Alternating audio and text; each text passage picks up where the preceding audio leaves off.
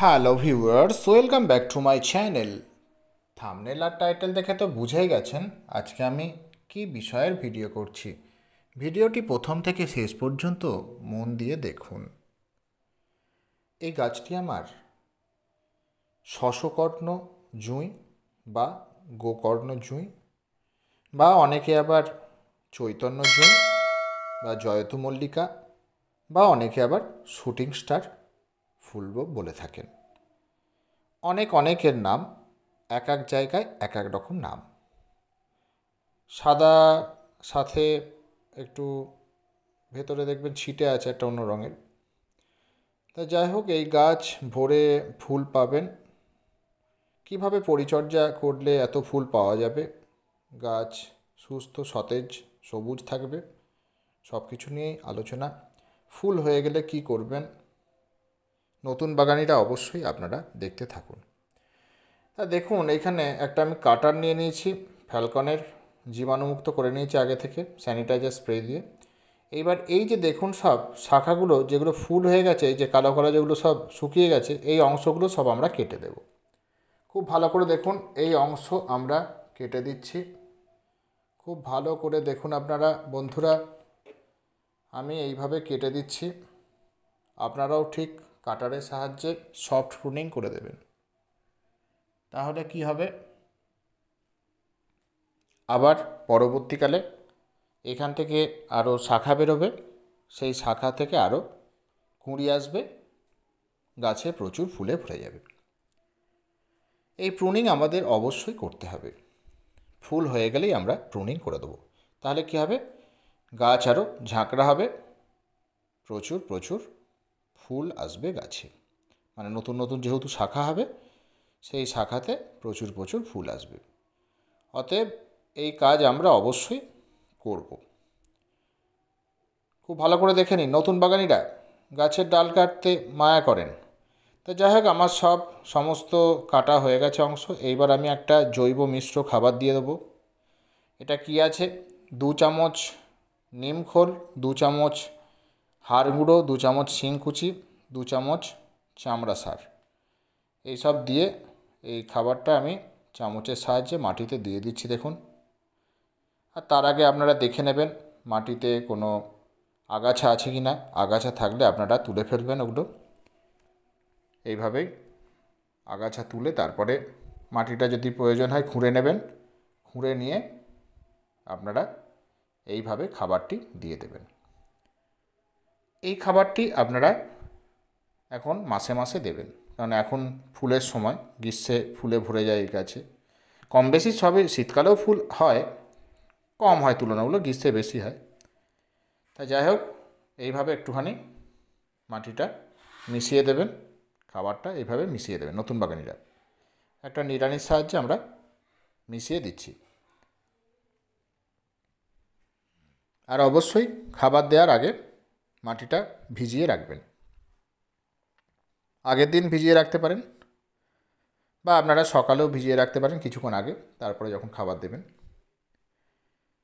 এইভাবেই আপনারা soft pruning করে গাছে অবশ্যই খাবারটা দিয়ে দেবেন।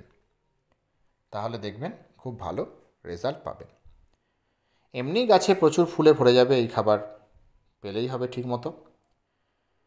তাও যদি আপনারা চান যে আরও খাবার, মানে আরও ফুল দরকার আর কি, গাছে অভাবনীয় চমকপ্রদ ফুল দরকার, তাহলে আপনারা কি করবেন, এই যে সফট প্রুনিং করে আপনারা একটা পিজিআর যে মিরাকুলান 15 ফোঁটা 1 লিটার জলে গুলে ভালো করে ঝাঁকিয়ে পাতাতে স্প্রে করে দেবেন, হয় সূর্যাস্তের পরে বা সূর্য ওঠার আগে। এটা আপনারা মাসে একবার দেবেন, তাহলেই হবে। জল তো এখন দিতেই হবে প্রতিদিন, গ্রীষ্মকাল জল দিতেই হবে। আর এদের কি হবে বলুন তো, আপনারা যদি একটু ছাওয়া জায়গায় রাখেন, মানে এই যে কড়া রোদ যদি বাঁচিয়ে রাখতে পারেন এই গাছে, তাহলেই কিন্তু সবুজ থাকবে। না হলে কি হবে, এইভাবে একটু হলদে হলদে হয়ে যায় পাতাটা। একটু ছায়ার দিকে রাখলে খুব ভালো হয়। মানে দেখা যাচ্ছে যে সকালের দিকে রোদটা পেলো, দিয়ে তারপরে আপনারা ছায়ার দিকে রেখে দিলেন, সেইভাবে অনেক সময় কি হয়, ব্যাপারটা ভালো হয় আর কি।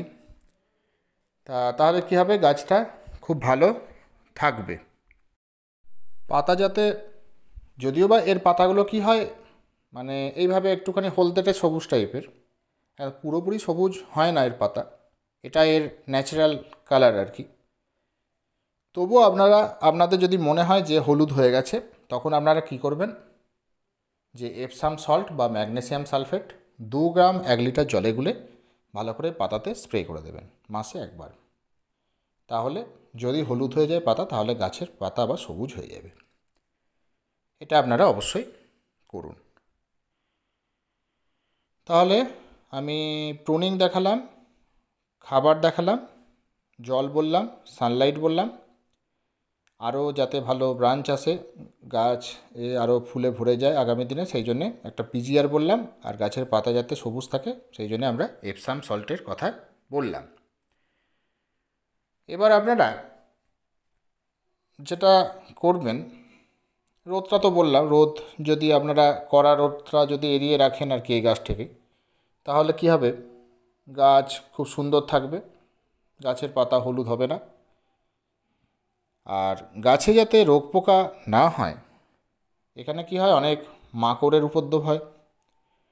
অনেক সময় দেখা যাচ্ছে যে বাগানে মিলিবাগ এসেছে, তখনও কিছু মিলিবাগ এখানে অ্যাটাক হয়।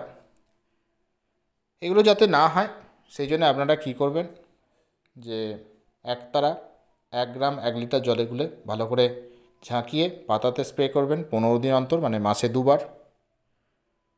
একবার একতারা ব্যবহার করলেন, তার পরের ক্ষেপে কী করবেন, কনফিডর 1 ml 1 লিটার জলে গুলে ভালো করে ঝাঁকিয়ে পাতাতে স্প্রে করবেন। এটাও মাসে 2 বার, মানে 15 দিনে একবার। তাহলেই দেখবেন আপনাদের যে গোকর্ণজুঁই বা শশকর্ণ গাছ খুব ভালো থাকবে। আমি এইভাবেই পরিচর্যা করি, আপনারাও এইভাবে পরিচর্যা করুন, দেখবেন আগামী দিনে গাছে প্রচুর ফুলে ভরে গেছে। এই গাছটি আমার একটা 20 লিটারের ড্রামের হাফ ড্রামে আছে, মানে যেটা 20 লিটার যে জলের জার, সেই জারের হাফ অংশ কেটে নিয়ে আমি বসিয়েছি। গাছটা প্রচুর ফুল দেয়। আপনারাও এইভাবে একটা গাছ জোগাড় করুন, আর আমার ভিডিও দেখে অবশ্যই এইভাবে আপনারা পরিচর্যা করতে থাকুন, দেখবেন গাছটা খুব ভালোও থাকবে এবং গাছে প্রচুর ফুল পাবেন। আশা করছি আপনারা এই ভিডিওটি দেখে উপকৃত হবেন।